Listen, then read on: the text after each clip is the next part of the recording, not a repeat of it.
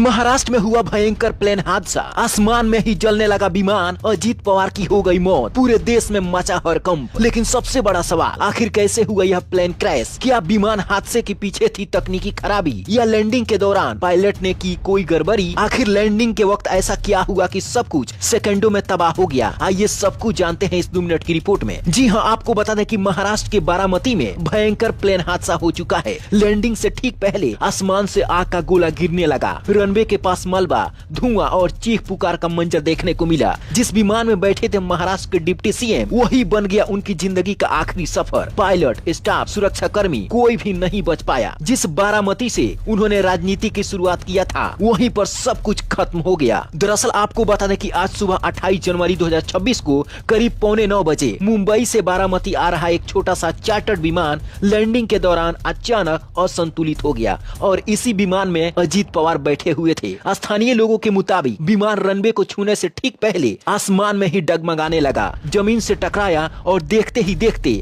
आग की लपटों में समा गया। कुछ ही मिनटों में पुलिस, दमकल और रेस्क्यू टीमें मौके पर पहुंच गई, लेकिन आग इतनी भीषण थी कि अंदर मौजूद किसी भी व्यक्ति को बचाया नहीं जा सका। इस हादसे ने पूरे महाराष्ट्र को हिलाकर रख दिया है। अजीत पवार का विमान लैंडिंग स्ट्रिप छोड़कर बगल मौजूद इलाके में गिर गया। लैंडिंग करते वक्त ही विमान का कंट्रोल गड़बड़ हो गया। चश्मदीदों ने बताया कि लैंडिंग की कोशिश करते वक्त विमान लड़खड़ाया और पल भर में हादसे का शिकार हो गया। क्रैश होने के बाद करीब 5 धमाके हुए और विमान आग का गोला बन गया। हादसे के बाद प्लेन पूरी तरह से जलकर नष्ट हो गया और इसमें सवार सभी लोगों की मौत हो गई। आपको बता दें कि अजीत पवार 66 साल के थे। अजीत पवार को शायद उनको मालूम नहीं था कि आज उनका आखिरी सफर होने वाली है। अजीत पवार महाराष्ट्र पंचायत चुनाव के लिए बारामती से जनसभा को संबोधित करने जा रहे थे। यह मुंबई से लगभग 250 किलोमीटर है। इस विमान हादसे में 5 और लोगों की मौत हुई है। सबसे पहले अजीत पवार, महाराष्ट्र के उप मुख्यमंत्री, अजीत पवार के निजी सुरक्षा कर्मी, captain Sumit Kapoor pilot, captain Shambhavi पाठक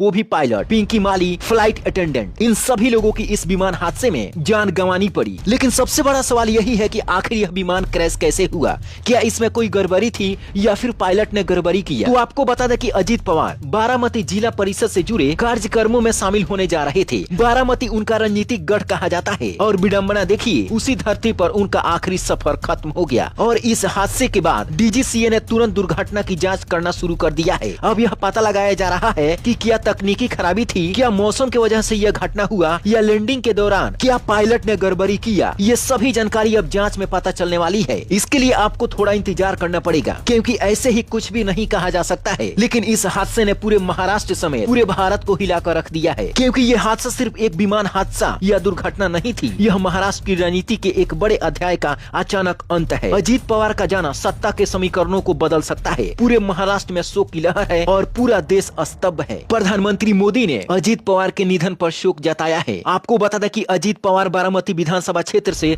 7 बार महाराष्ट्र विधानसभा के लिए चुने गए थे। हादसे के बाद सभी लोगों का शव पोस्टमार्टम के लिए हॉस्पिटल लाया गया है, जहां अजीत पवार के सभी चाहने वाले, उनके परिवार समेत कई रिश्तेदार भी मौजूद हैं। और इस दुख की घड़ी में पूरे महाराष्ट्र को आज बंद कर दिया गया है। कोई भी सरकारी काम आज नहीं होगा। अजीत पवार और उनके समेत 5 लोगों के लिए कमेंट बॉक्स में ओम शांति जरूर लिखें।